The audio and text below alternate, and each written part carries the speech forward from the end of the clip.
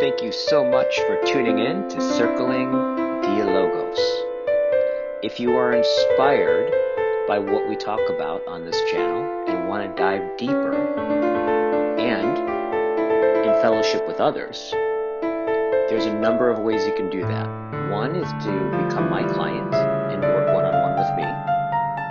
We also have circling events every week open to the public. We also do weekend intensives for circling every 4 to 6 weeks or so. And we have a year-long Art of Circling practitioner training program. We also have self-study programs that you can do at your own pace. All the relevant links, including my email, is below in the show notes. Please let me know if you have any questions. 3. Welcome back. Thank you, Guy. Great to be here. Great to be with you. It's good to have you. I really enjoyed, and I got a lot of feedback of a lot of people really enjoyed our last conversation and getting a sense I'm of delighted. you and where you're coming from, both like as a teacher and a scholar, right? And as a person too. I think that really shined through a lot, and I really enjoyed the conversation. Yes, well, you certainly enabled a wonderful conversation, I think. So my thanks to you as well. Totally. And today we decided we would go really deeper into your latest book that you published, right? In Heidegger's Vineyard, Yes. Reflection and Mystical Vignettes. And I'd love to just start by just letting you know, like, just some broad brushstrokes impressions, right, of the way I experienced reading that book. And I would say that's actually the word, the experience of reading the book, right? Okay. In that it does, in the sense that it did in many ways for me, much like I think what draws me into Heidegger, right? Evoked an experience, right? There wasn't just being informed and like receiving information. There was that also, but that wasn't the real substance of it. The substance of it for me was, in many ways, I could feel you. I could feel you in a sense whispering, right? You evoked an intimacy, right? In the saying of what you were saying, and there's something about that evocation that felt like was also exemplifying in a certain sense, um, the matters in which you were addressing, and that's why I think that's why I say, for me, and I know this is not for everybody in terms with Heidegger, but for me, it's the mystical element, right? You put that in quotes, like the mystical elements in Heidegger, and those quotes are so interesting, right? Like, um, that I think was for me is what really drew me into Heidegger, and particularly in that way where, on one level, there's like what he was saying, right? The content of what he was saying. But then there's what it took to understand what he was saying, right? There's the walk that you had to go on, and the tree you had to climb, and the leap you had to make, and the gestures, like that doing that over and over and over again with Heidegger. I continually being left with, I was like, whether or not I actually understood what he said, right? Which is always kind of a mystery to me. Do I really understand what he's saying? There's something inexhaustible in what he's pointing to, right? Um, but I get the sense of that there's some kind of almost a something transforming of myself in the just the walk that I had to go around, right? Something, some sense of that, and having um, something carried with me from that, right? That that goes beyond just kind of knowing stuff, knowing new things, and more like it evokes a kind of way to see those things, right, which were being addressed in other contexts that I carry with me. And so there's a, and I was wondering if you can speak to that maybe a little bit, because I really get the sense that you're doing many things, um, in both the things that you're drawing out in Heidegger, but like also the way that you're drawing it out, the economy of language, the sense of intimacy, the sense of being in a really personal conversation, like taking a walk with you. All that kind of really comes through in this book, which I really appreciated. Well, I think your impressions are right on. I mean, they completely are in sync with what I'm trying to do in this book and really in all of my work, whether I'm lecturing or talking with students or writing books like this. And I think you said it so well. Again, for your listeners there, um, you sent me a few reflections Mm. on wonder or on becoming attuned with being. And I just want to read something because I think you say this so perfectly well. You say here, this wonder, properly understood, is not the affective astonishment of the rare or the overwhelming, but the silent event of being disclosing itself in what is most ordinary. It is not a sudden rupture of the extraordinary. Now, it might be, if you uh, take, for example, St. Paul on the road to Damascus, it might be. But I think I'm with you in this. It is not necessarily a sudden rupture of the extraordinary into our world, but rather the quiet withdrawal of what is closest. I think that's beautifully said, Guy. And it reminds me in the book, for example, let's see if I can find.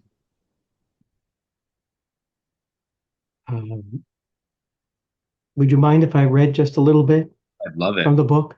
Yeah, I'd Yeah, love it. because I think this echoes what you were saying, what your impressions were. So in chapter 2 or in reflection 2, Mm. I write, spring, we're in spring now. I know we're in autumn here, Yeah. but I'm writing here.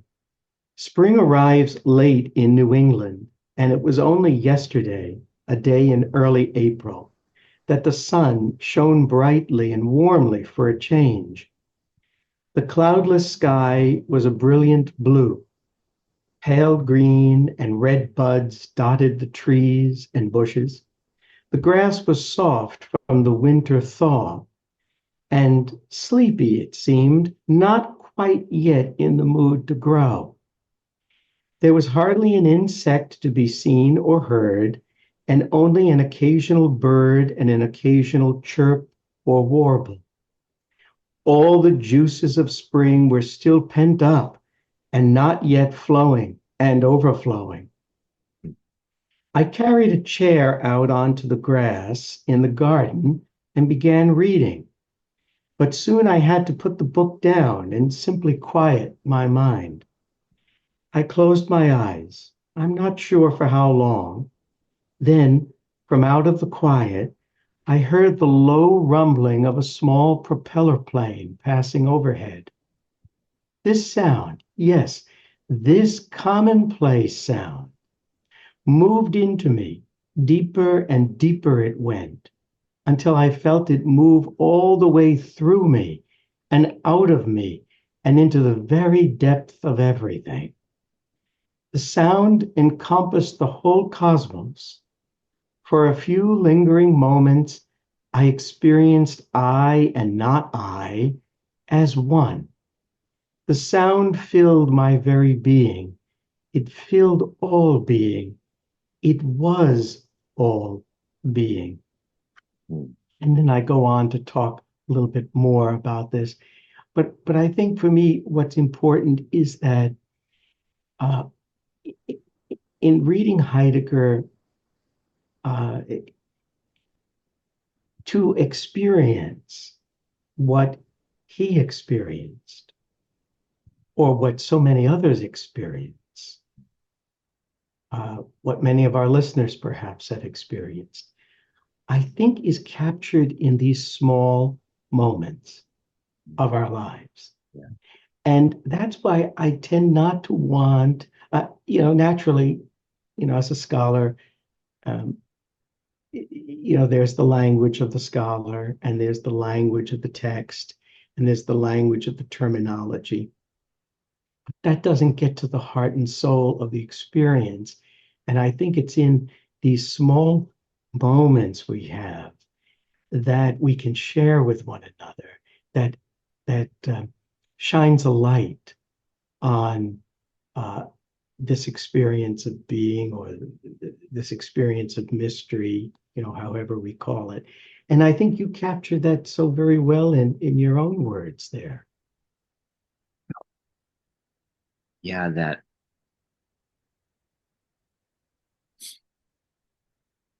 I mean, just hearing you read that, because I've read your book a couple of times now. So hearing that from you talking about this experience, you're right that it really holds for me this sense of, on one level, something grand, yet so Right. personal and near and intimate at the same time. These moments where, Yes. like, this huge mystery that's bigger than we can even conceive, yet at the same time it unfolding in such a particular way. And I have much resonance with that sense of that those moments seem to be a glimmer, a gleaming, the shimmering, as I've heard you talk about, right? That's right.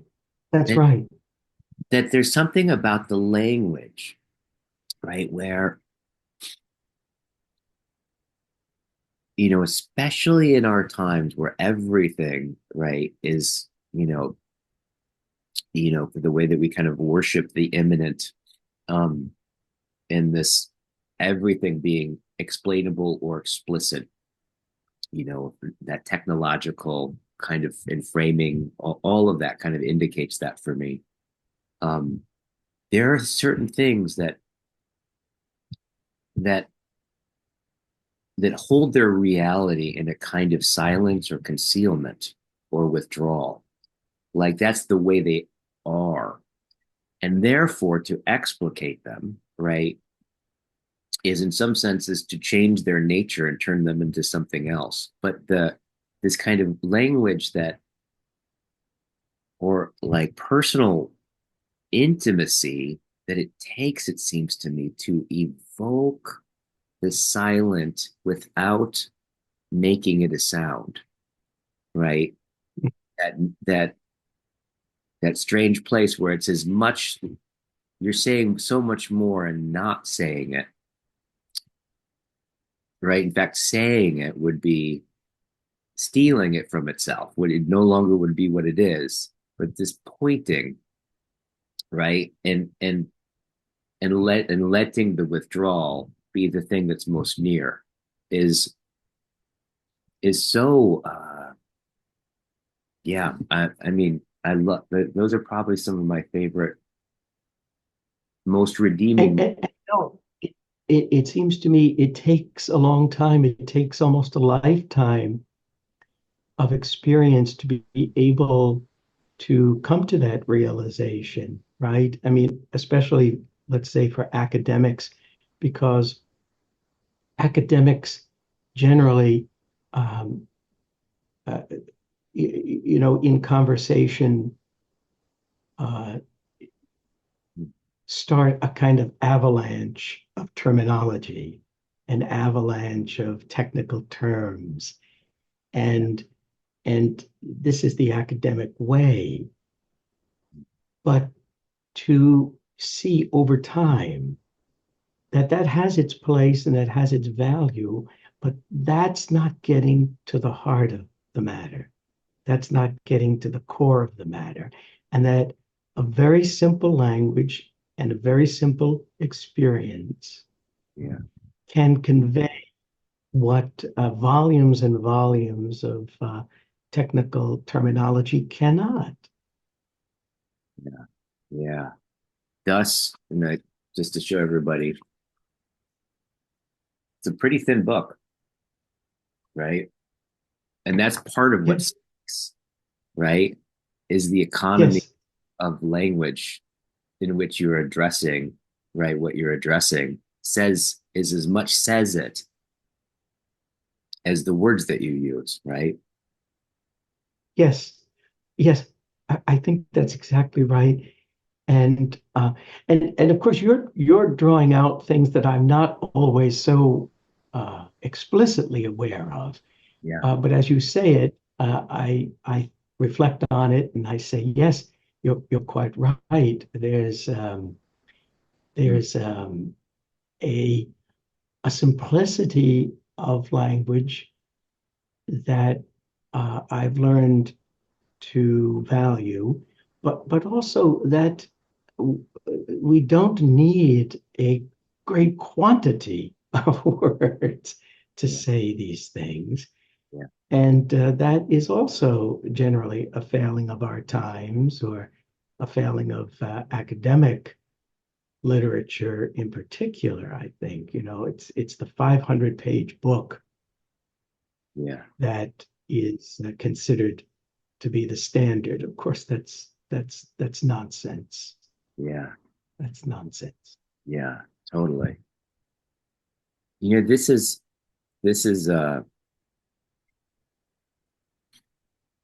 me think that it must be interesting for you to live in a big part of your life, right, in academia.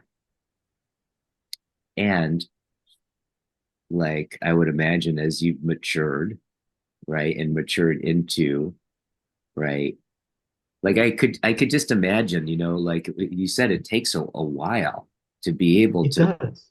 Yes. come into contact with some of these things, right? Um, and I would imagine that if you try to maybe write this very book, right, when you were 25 or 30, right, Not possible. probably be a lot thicker. Yes. Yes, I don't think it would be possible. And uh, I, as with any profession, I suppose, in the beginning, you're wrapped up in trying to conform to the norms or the standards of the profession. Yeah. And um, and that may be necessary to continue in that profession. But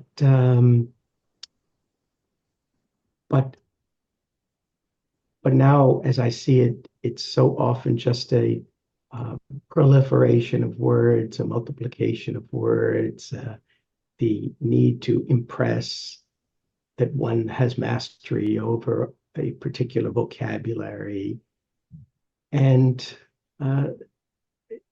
that simply is not what I think is the most important thing about writing, or about speaking with others, or talking about Heidegger, for example, with others, or other philosophers, with other people, and to distill, in my mind now, where I'm at, to distill the thinking of these great thinkers, or those who have had extraordinary experiences that they've written about, but to distill that is the goal, or the aim, in my view. But also to do so in terms of my own experience, because because if I can express it in terms of the little moments in my experience,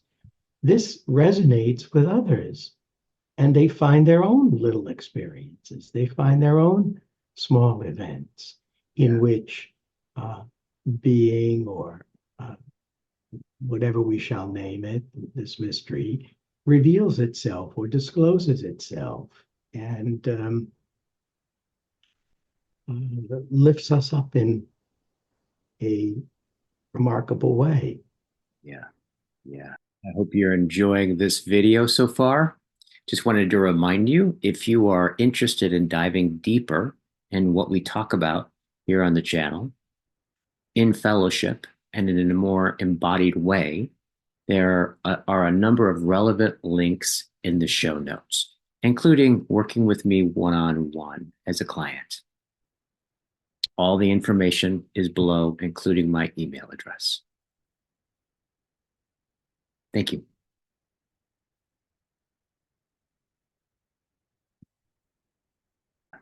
Yeah. That, I really appreciated, I think it was when we were emailing, arranging this, I was asking you if if you were currently planning any other books or currently writing any other books. You had a really great response. You said, "Oh, I'm always trying to find ways of saying," when you put it coincidence, it, It, right? right? That's Like right. That's right. this, That's right. this it, right? Like, um, it, Yeah, that reminds me of a story. Uh, a very wonderful Heidegger scholar, Manfred Frings, who's passed away now some years. But I had a conversation with him, and he was a close friend of Heidegger's, and he was the editor of 2 volumes in Heidegger's collected works. mm, And I was talking with him one day, and he said to me that he visited Heidegger, and Heidegger was, at his desk in Zeringen. That was his home in Freiburg. And Frings brought with him a copy of a recent pamphlet that had been published, one of Heidegger's lectures. mhm, And according to Frings, Heidegger, took it in his hands and he looked at it and he threw it on his desk and he said, "That's done with. I have to say it again." So, so it's a marvelous way of illustrating that from Heidegger himself. yeah, yeah. Say it, yeah, Yeah, I yeah. mean, that's the genius of Heidegger is that he was never worried, it seems, to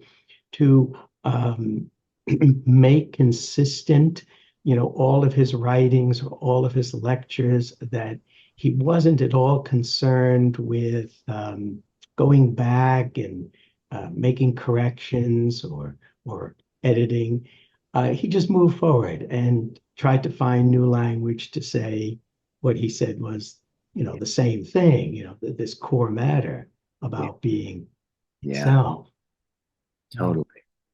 Yeah, it's like the when, yeah, I can hear that. And that's the sense with, I think, with Heidegger in some ways. Like, I think that, and then many people have, um, talked about Heidegger's views of things or his philosophy, Right. like as if there was a doctrine of his philosophy. And I have never gotten the sense that that's the way that Heidegger looks at it. Like in some sense, like he just was not concerned with his own historical development as a thinker, right? That's right. He Right. seemed to be tuned into some this. this, the path of thinking, right? Something calling towards him and addressing him that he wanted to address and come into address, and just go wherever that took him, right? And so, Right, right. um, so it's kind of like, and I've always gotten that sense that, like, and then people can look at the trail that he left, and of course they can draw out, right, views and you know certain languages and things like that. But I never got the sense, at least from my perspective of reading Heidegger, that it's not like Heidegger's holding positions on things, right? Or arguing for certain propositional statements being true or something. It's more like he's responding to something. And so Yeah, it's funny that you say that, because that's what I heard. I think what I heard when you said, I'm always trying to say it anew, right? There's that sense of that the quotations "it," right, um, is that it's always anew, or it's evoking something new, or it's inexhaustible in some sense, but yet demanded, yes, yes, it did. right? Yes, yes. And and I think our way into this Yeah. experience, I've been writing, in fact, I have been writing an an essay titled Heidegger's Mystical Vision of Being. Hmm. And I qualify, as you said, mysticism, because it's a word Heidegger himself didn't particularly like. But the reason he didn't like it, I think, is that uh, he thought too many people could use it to dismiss his thinking Yeah. too easily. Oh, he's just a mystic, and that was the charge at the time as well. I mean, uh, uh, I think we talked last time about Heidegger's relation to his teacher Husserl, Yeah. and Husserl's scientific phenomenological method. And as Heidegger began to develop his thinking and move away from Husserl and move away from transcendental phenomenology and all of the rather artificial philosophical conceits of Yep. transcendental phenomenology. The claim was, or he was criticized for being a mystic, and I think at that time it probably stung Heidegger somewhat. So he was always a little bit wary about the word, but um, as I try to write in this essay, uh, but the core of the matter is there in Heidegger. The core of the matter, the core of that phenomenon of mysticism is there. But I just wanted to read this because we were talking about um,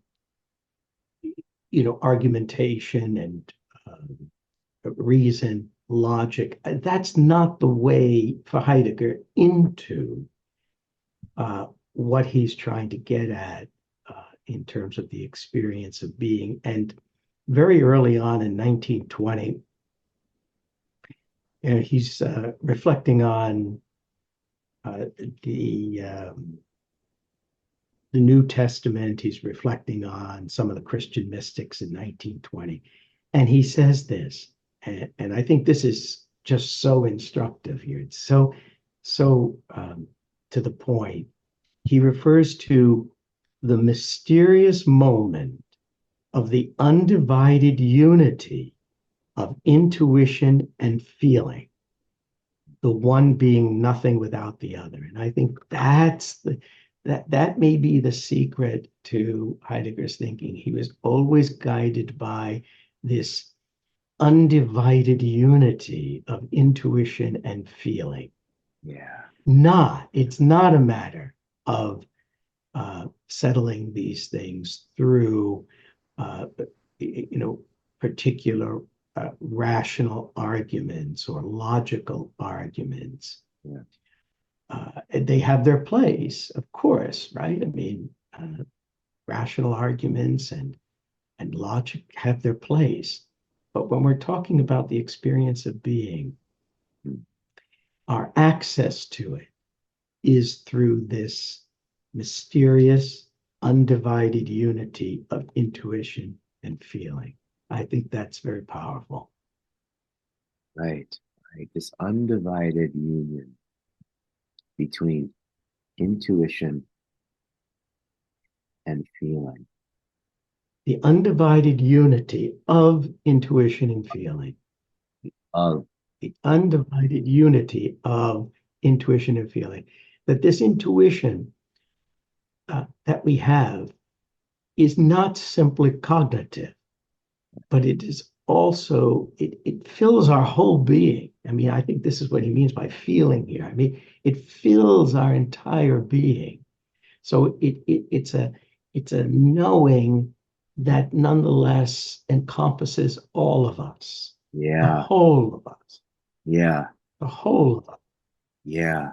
So it's like, it's funny when you these, I love these words you were using, right? With your hands, right? This, How else can we say it? exactly. Like I get the sense of it's a knowing of, right? This, of a union between intuition and feeling. Yeah, this, because there is this kind of way where it's like the moment you intuit it is the moment you're already participating in it, right? Like there's this kind of deep participation element. I that kind of, yeah, you find yourself, right, already present to this. I mean, the word that keeps coming to my mind anyways is, and I think what I hear a lot of Heidegger really trying to awaken is like, I think that when he talks about the forgetfulness of being, I often hear that is in a particular way of, it's the forgetfulness of the astonishingness of that, right? That there is, right? That just the sheer given fact of that being is, right? This astonishment that is almost has it almost too muchness to it, right? Yes. That in some way I would imagine it would. Do you think it would be fair to say, and I throughout your whole work, I've really appreciated this, like the way that you talk about that, oftentimes I think Heidegger overstated the matter about going beyond metaphysics, right? Um, that really what you keep pointing to is really what he's probably really getting at is going beyond substance metaphysics, right? Right. Which kind of does have this quality of it in some sense. It's a hyperfixation, right, on what it is, right? Getting a hold of something. But there's this way that it dims or conceals the sheer that this is, right? And I hear that, I think, in what you're saying, right? And it's a really great way of this of the union, yeah, a feeling and intuition. I certainly in the history, let's just stay with Western philosophy.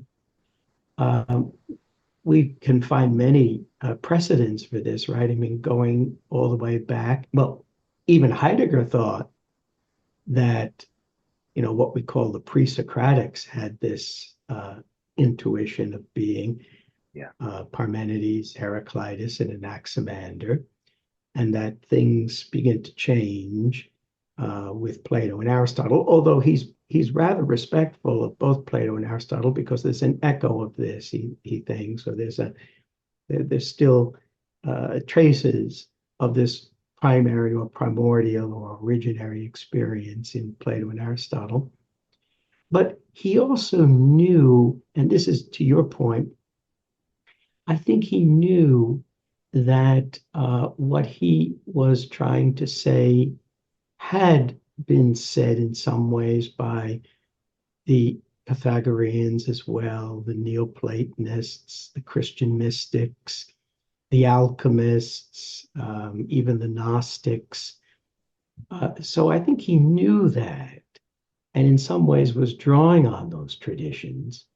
But he was primarily concerned with criticizing the kind of metaphysics that turned the mystery into, as you say, just the highest object or the highest thing, and completely stripped away the undefinability, the inability to categorize this mystery simply in terms of substance or subject. Yeah, yeah, yeah, totally.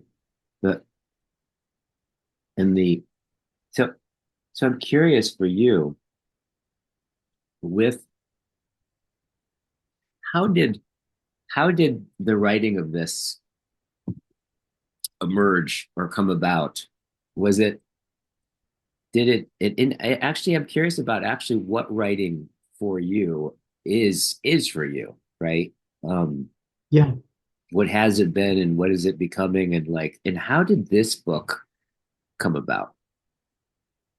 Well, again, I think these reflections began in very simple experiences. So, for example, let's see, in chapter 10, this is how this reflection began. It was, I'll just read if you don't mind. It said, on a splendid June day, I went for a walk on a nearby wooded path. As I passed along, I looked up at the trees as they ever so softly swayed in the breeze. The trees were clearly visible in the June sun, but at the same time, there appeared a more indistinct aura around each tree. Perhaps just a visual effect of the gently swaying branches and leaves in the light of day. After all, the word aura is derived from the ancient Greek and Latin words for breath, breeze, wind. So, the aura of these trees, oh, really nothing more than how they appear to us in the breeze. Just a perceptual phenomenon, then, but maybe not just this.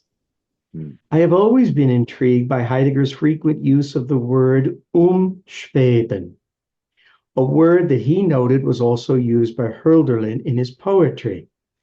And this German word umschweben is difficult to translate, but it has the sense of hovering about or around, something like an aura around things.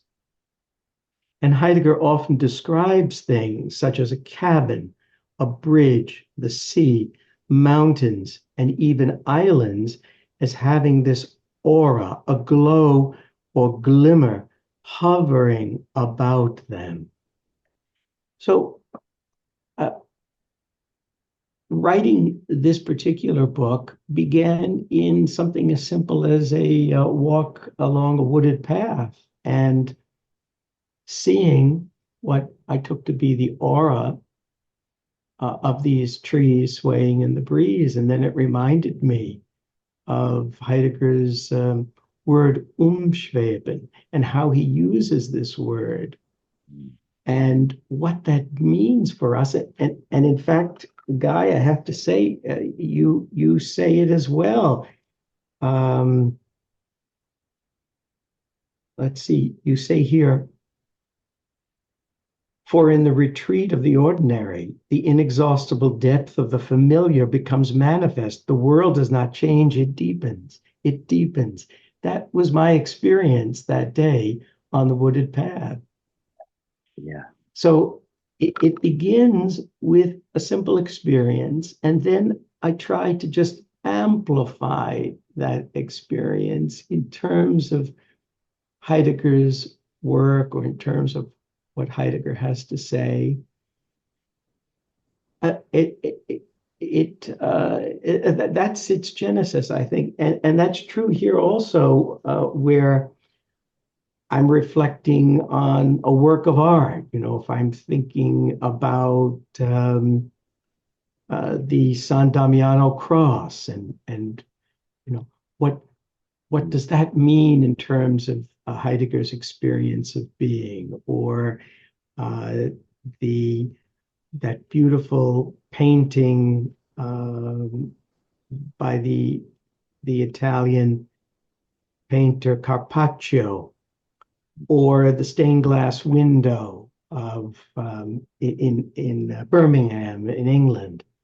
So it begins with very simple observations that I then just feel, I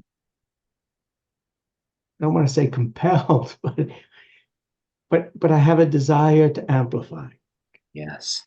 and Yeah. share. Amplify and share. Yeah. Yeah. Totally. Yeah. So it's what I'm hearing is, especially with this book actually originated, right, in a sense, out of a profoundly but extraordinarily ordinarily and simple experience of walking, right, noticing. And what I think I really appreciated about what you were saying is this notion of um, the aura. And what was the German term that is difficult to Um, translate? What is? Schweben. It's U-M Yeah, Schweben,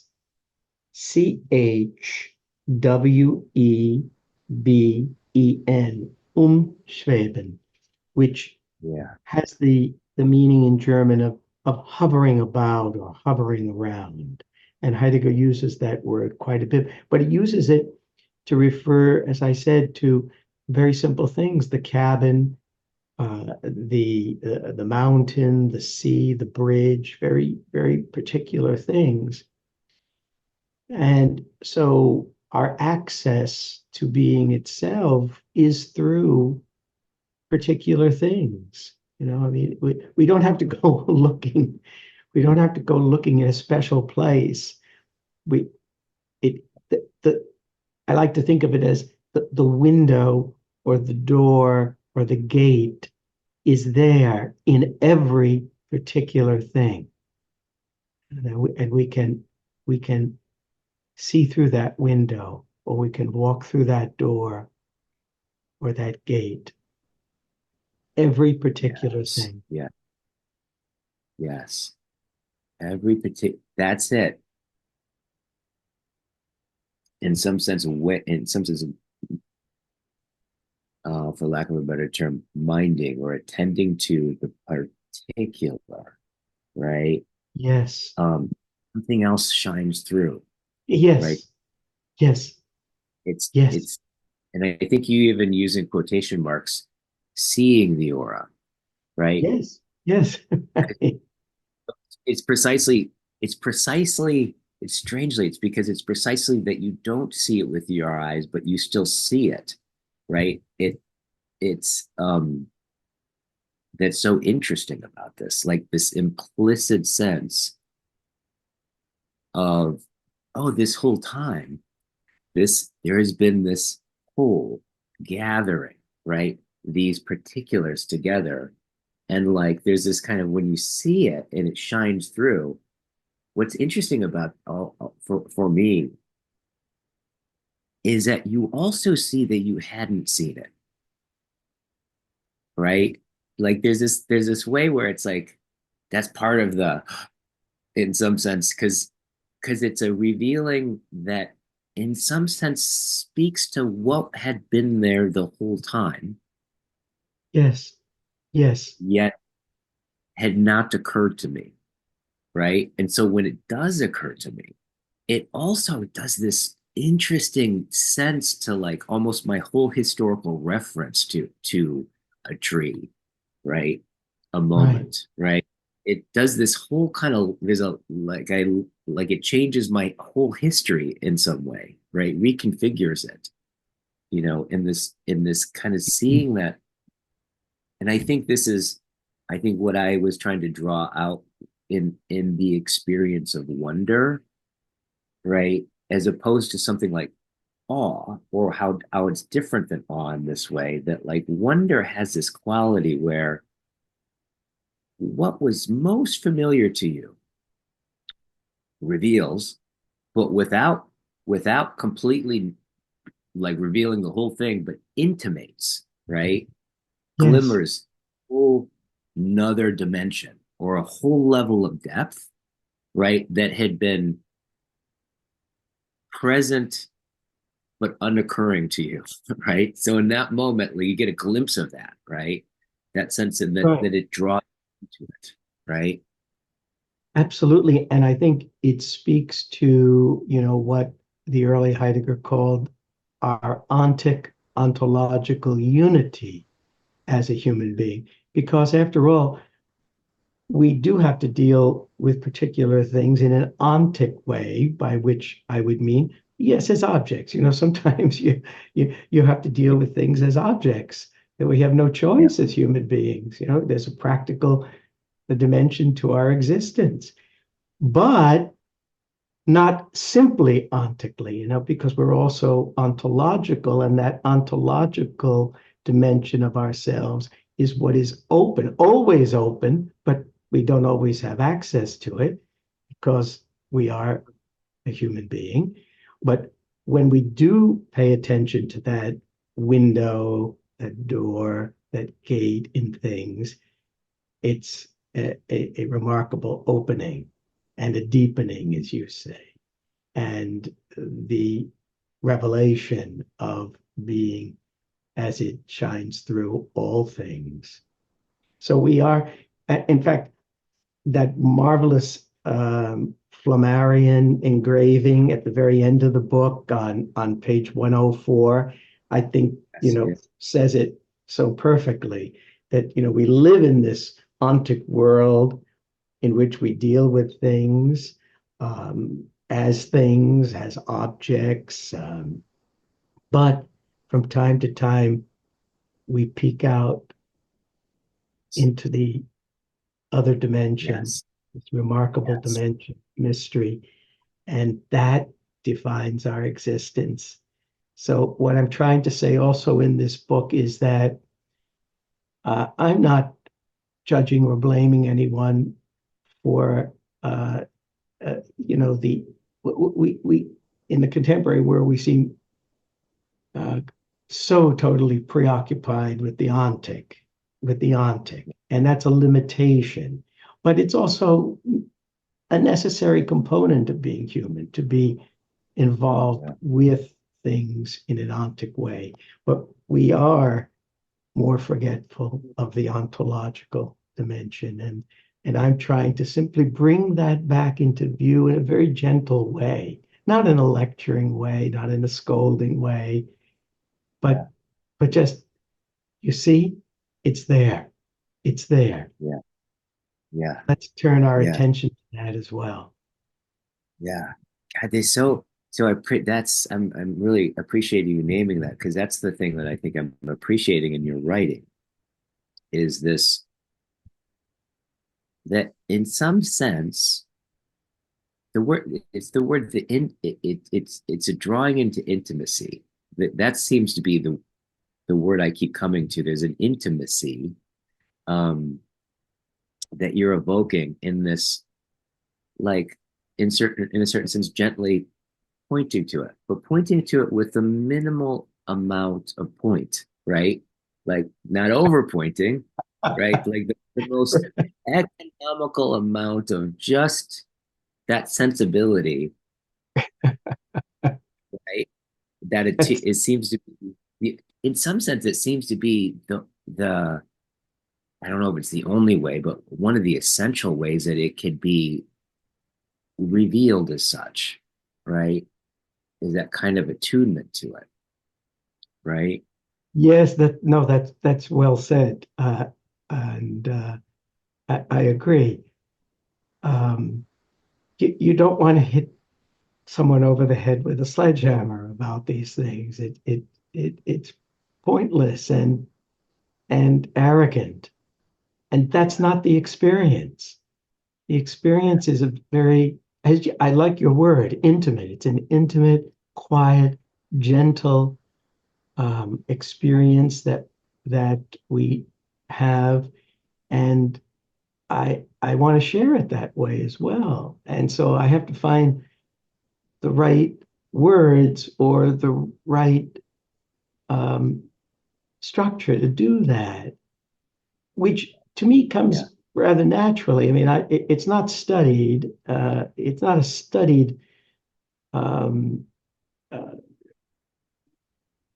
way of writing. It just seems to me to be what is compatible with the experience. Yeah, yeah, yeah, yeah, yeah. You know what? It's interesting. What comes to mind to me is it seems to evoke, in some way, the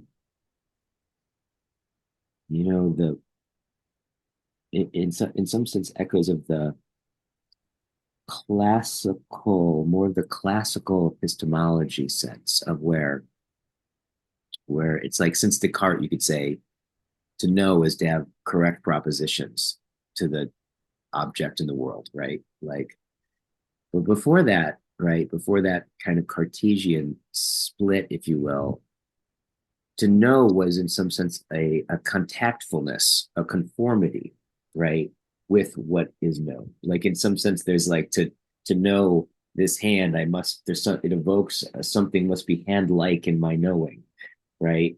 Like there's a way that the eye, there's something sun-like about the eyes, right? This to come to know is to co-form, come into conformity with, right? And I suppose, like when I read about you know the Neoplatonic sensibilities, right, and the earlier sense of philosophy is having, there was these sense of like you were initiated into knowledge, right? There was this, Right. there was a more of a sense of undergoing something, right? Like to know was to be transformed in the process by what you know, right? This Yes. vocation. And I what you're saying kind of harkens to that sensibility to me a bit. Oh, I agree, and I think that Heidegger was on to this when he looked back at Greek philosophy, and he thought it did have that dimension of transformation. It was transformative. To speak of these things was existentially transformative, and that slowly became obscured by the need to systematize and consolidate positions and develop terminology. And I mean, the Neoplatonists are a good example of this. I mean, I think their basic insight is very much in tune with Heidegger's basic insight that this mystery, if you call it God or the One, is beyond categorization. It's beyond definition. It is ultimate mystery.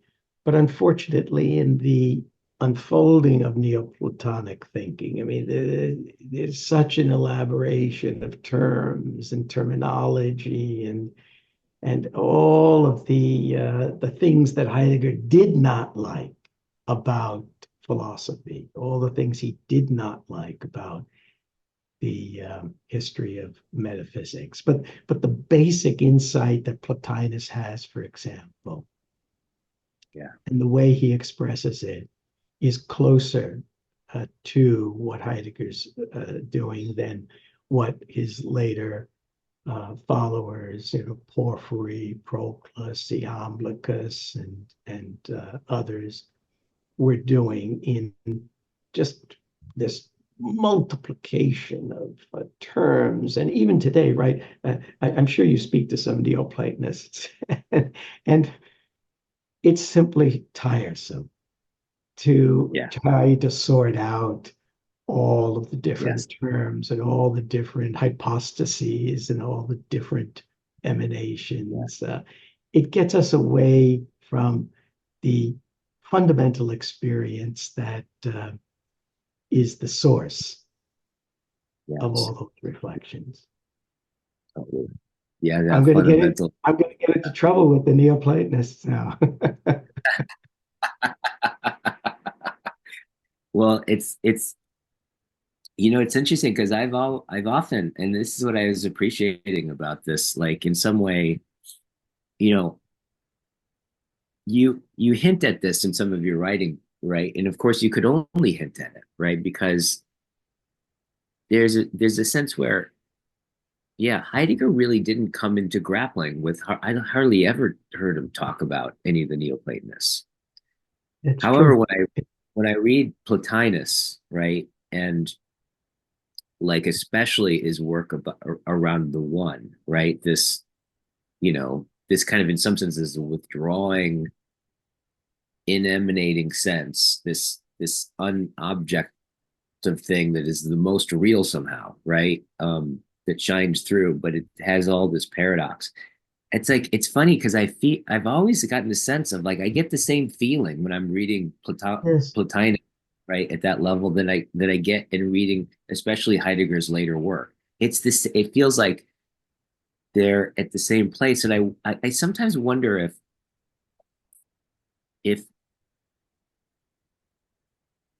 if Heidegger's silence around the matter with that, right, is non explicitly grappling with the Neoplatonists, right, in that way.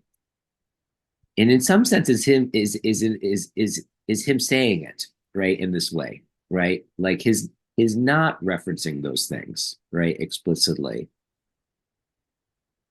is a way of showing it. It shows something there. Like I sometimes wonder about that. Do you I So hear you kind of looking at that as well. absolutely. In fact, I try to suggest that in the chapter here in the book on Heidegger's, let's see where that is, Is that the his one the where you break Neoplatonic down? influences, but also the Yeah, Hermetic influences. So, for example, Heidegger was very, very fascinated by this um, term gold, and he cites Hölderlin and Prockel. They both use this word, and for Heidegger, gold isn't a word that speaks to being itself. And of course, you can't help but hear, the alchemists there, in search of the gold that is not the common gold. You can't help but hear that, but he doesn't make any explicit reference to the alchemists there. So I do think that Heidegger was well aware of these influences. He was well aware, but and they did have an influence on his thinking of being. I think that's absolutely the case. yeah, But he was so concerned because remember, he grew up in a Catholic philosophical culture that was dominated by Thomas Aquinas, by scholasticism. yeah, And that's, yeah, enemy number one for Heidegger because scholasticism had turned this experience, in his view at least, and especially 20th century scholasticism or Thomism, which was a dead letter by the time Heidegger was beginning to write. He simply wanted to twist free completely of that scholastic tradition. So that was yeah, his yeah, his purpose was to overcome metaphysics in that sense, you see. yes, But he doesn't talk, you know, from our vantage point today.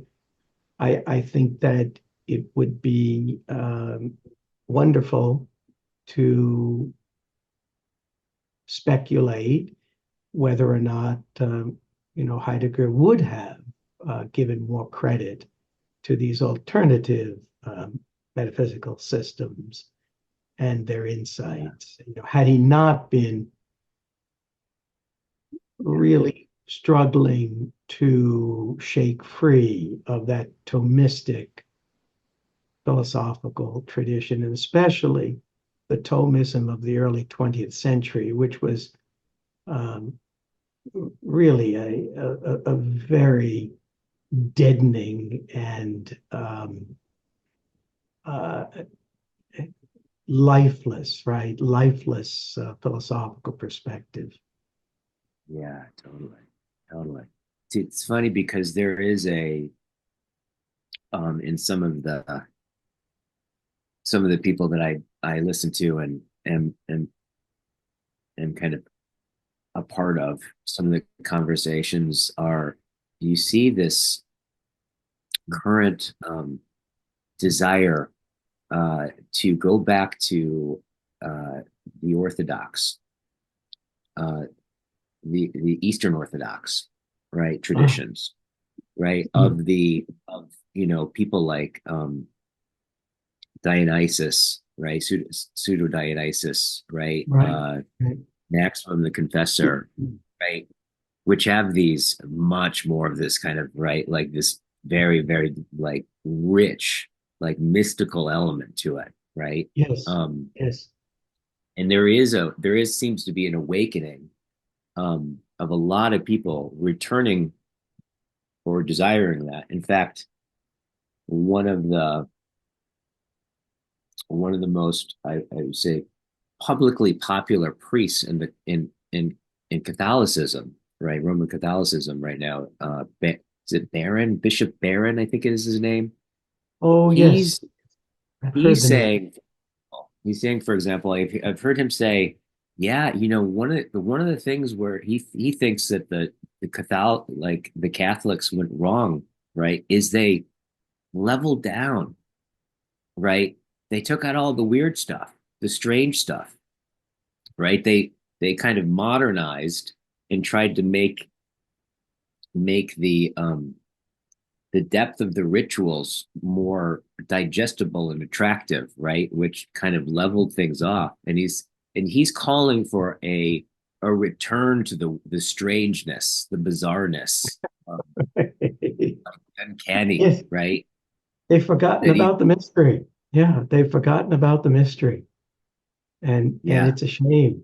It's yeah, because not only in the Eastern Orthodox traditions, but even in the Western Catholic traditions, you yourself are a reader of Meister Eckhart, and there are so many rich resources in the Western Catholic tradition that also bring back into view the mystery of the Godhead of God. I mean, beyond the yeah, the ontotheological God that is spoken of by the philosophers, and even to be fair, you might find some of these things in Thomas Aquinas himself, even though he was more committed to a metaphysics of substance and a certain oversimplification of Aristotle's metaphysics. But in any case, yes, I mean, I don't want to comment too much because I don't know that much about this fellow. Is it Bishop? Is he a bishop? Bishop Barron? yeah. Yeah, Bishop but Baron. but Heidegger's difficulty would be with any kind of dogmatism. So I mean, remember, even early on, he talks about this unnamed transcendence. Heidegger was reluctant to give it a name. That's why there are multiple names that Heidegger Yes. had for being, right? I mean, Yeah. there's a manifold Yeah. names for being in Heidegger's corpus. And so he was very, very reluctant to maintain dogmatically that there was one name or one path to mystery. Yeah. So I don't know where the good bishop is on that. Probably he would disagree with Heidegger on that score. But if he's saying that the contemporary religions have forgotten about the mystery, he's absolutely right. I mean, and that has been a loss, a great loss that they don't even seem to be aware of, right? I mean, the hierarchies of these religions don't seem to be aware that it's about the mystery. Yeah. Yeah. Totally. Yeah. There's some way you get the sense, right, where, I would imagine a lot of the positive intention of the leveling down, like the of this of the mystery, really trying to keep people interested in it, right? And so they thought, well, if we start, like, if we, we'll have Christian rock bands, and we'll or whatever it is, right? Like, it will make it more palatable, right? And I think what we're addressing is the way in which that actually lost track of the essential matter, right? In trying to, in some sense, right? Um, that there's a parallel with this, and I'm just curious to hear your thoughts around this. But I heard two I would say, I think they're philosopher theologians, um, talk about the notion of work, right? And what they were really getting at was this way in which, uh, like, taking apart or deconstructing the notion that work, right, has this kind of means to an end, right? This productivity element to it, right? And where they were saying, in more of a classical sense of the word, work as an end in itself, right? And one of the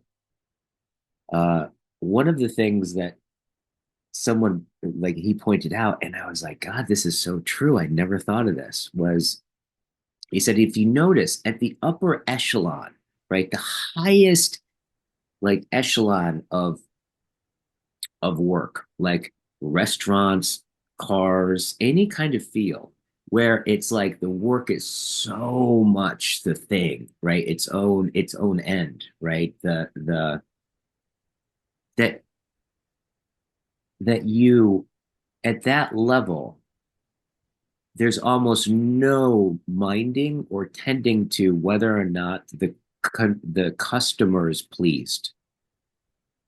So if he gave an example of, like, having to let his son know when he went to this, like, really high end, like, Italian restaurant.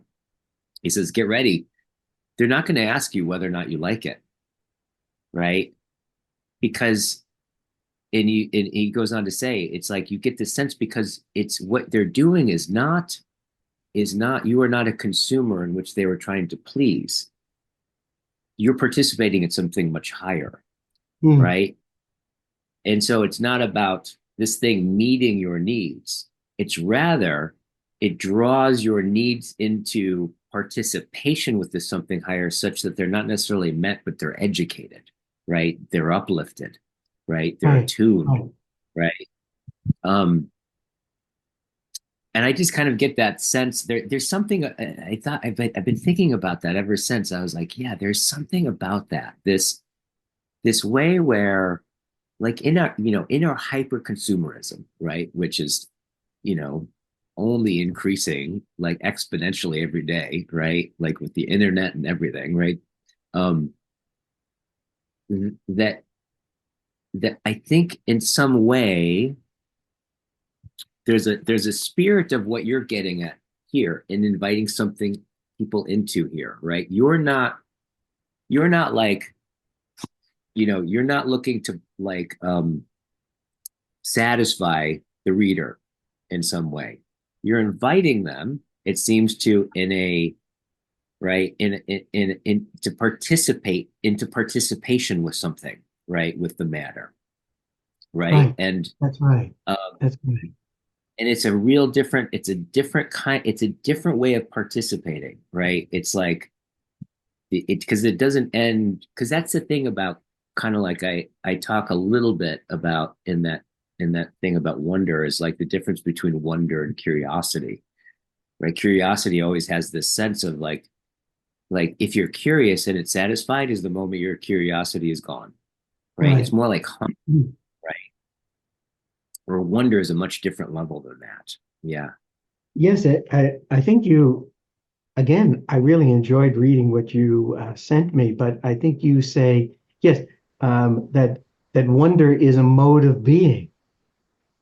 That Yes. those are your words there, and you say it is a way of dwelling in the world that does not seek to grasp or define, but to abide with, to be with what is. And in this being with, we are transformed. For wonder calls us out of ourselves and into the depths of the world where the mystery of being continually reveals itself, only to withdraw once more into its own concealment. That's beautifully said, Yeah. Guy. Yeah. That, Yeah. and and I think that um, just to come back to your point about religion, I was listening to one of your other videos with a young man named, is it Cody Pond? Cody Pond? Oh, yes. Okay. Yes. And Yeah. he said something very interesting. He said that sometimes he'll turn on YouTube and listen to a physics professor talk about physics, and he doesn't understand any of it, but he's Yeah. drawn out of himself into something greater or something larger. And there's a deep pleasure he found in doing that. And it reminded me of the old Latin Mass in the Catholic Church. I mean, nobody understood what the Latin was, but it somehow had a transformative effect on people. It was drawing something out, it was lifting them out of that ontic or that ordinary way of seeing things or dealing with things or consuming things and into another realm, which folks couldn't define or folks couldn't say exactly what it was, whether they even were aware of it, but but something happened, and to do away with all of that, and as you say, to make everything pedestrian, or to turn everything into the ontic, is precisely the reason that people can't resonate any longer with that experience. To and it's so interesting because it's like there's something that we're touching on here that just I'm realizing how alive it is for me, right? It in and in some sense this in the mystery it is, but there's this way where like to be inspired by precisely what I don't understand, right? To be to want what I like, in some sense to desire, right? Something that is beyond my own knowing, right? Which is such a strange, and this is something that Eckhart consistently comes down like around to, is like, he says, he says like, first of all, the God is unknowable, right? In the deepest sense of the word. And but yet there's two levels that you can disclose its unknowability, right? Like one is the intellect, the intellectual level in the Neoplatonic sense, right? And he says the other one is desire. And he says, and desire will get you closest, even though you can't, right? It'll get you the most near. And that's such an interesting thing to me, right? Like how we can yearn for what I don't understand. Because it's kind because you would think that like I'd have to understand it in order to be able to know to want it. But Right. something so there's a way that it touches in. and manifests as the desire that has you turn towards it. That's a very different way of desiring, right? That's at a completely different level than this consumerism, right? Curiosity, Yes, hunger. yes. Um, And and and and you know, I don't mean to interrupt you, but I tried to deal with that in the chapter on Eros in this book, hmm, on Eros, that Heidegger is talking about just what you're talking about. And in that sense, there's an interesting affinity with Plato because this Eros is always drawing us beyond, the ontic to the ontological, beyond particular things to something quite mysterious.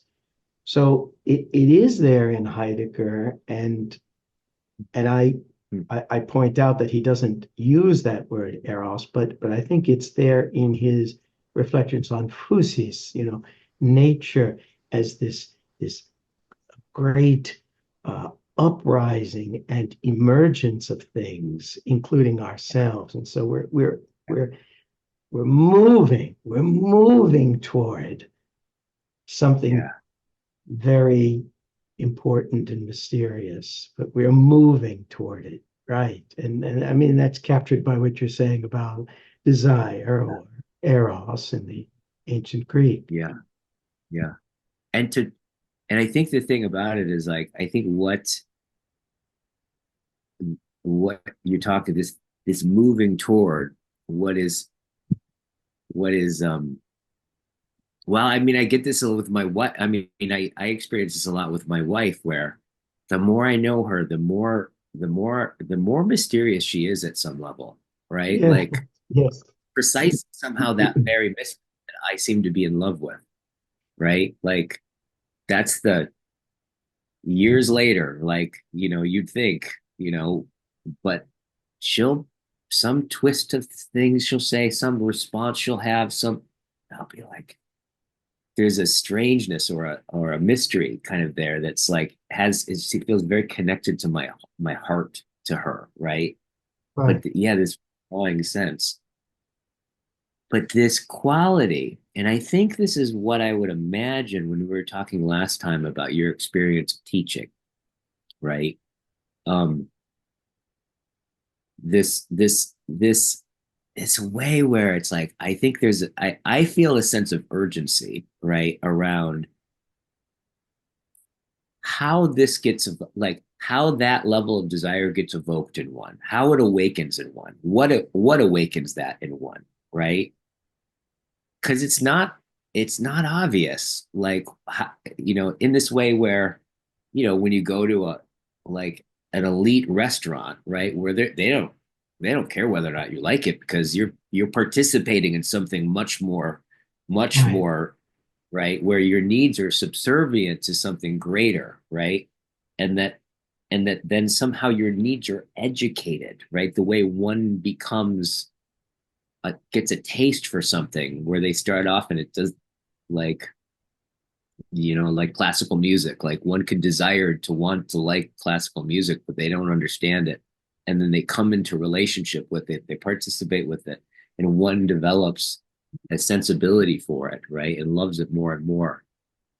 that that desire to be evoked, right, is I just noticed that that's really inspiring to me as a notion. And like this, there's something I feel a sense of almost urgency about the like to evoke that in some sense. Yeah. Well, in class, sometimes a poem will do that. So occasionally, if I have a sense that perhaps I've gone on too long or you know, something is not Yeah, being received in a certain way, yeah, I'll say, well, let's just read this poem. It says very much the same thing. And sometimes that's enough to just open a window or open a yeah, door. yeah, And a work of art can do the same thing, right? But there's a challenge in philosophy, right? Because too often we are accustomed to, as we said last time, professing. professors profess too much, and that's not going to get it done. I mean, from the standpoint of gathering information, it's fine, but Yeah. one would hope that a college education does more than just help people gather and accumulate information. It should be about transformation as well. Yeah. Yeah. Yeah. Yeah. This is really great talking with you again. I loved this conversation. Very much, very much. Thank you again for being so interested in my work. I appreciate that so much. And but I've also, since last time, had a chance, to read your own writing on this and to listen to some of your other videos. And I think they're very valuable. And I help more people take a listen. Yeah, absolutely. I would love to continue. Maybe we can when we get together, we can go to one of your other books. I love that. Yeah, Yeah. Yeah, I'd like to do that. let's let's keep it in play. I love this. Terrific guy. Thank you very much.